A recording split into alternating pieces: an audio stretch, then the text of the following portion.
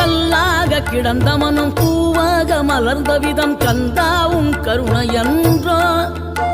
நாம் எல்லாம் இழந்த பின்னும் ஜீவன் இருப்பதிங்கே வேளாவும் அருளாவென்றோ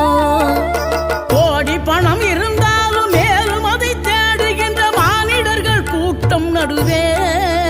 மனம் தேடி உனை திரிந்தபடி திருப்புகழை பாடும் என நாடி வந்து காத்த குரு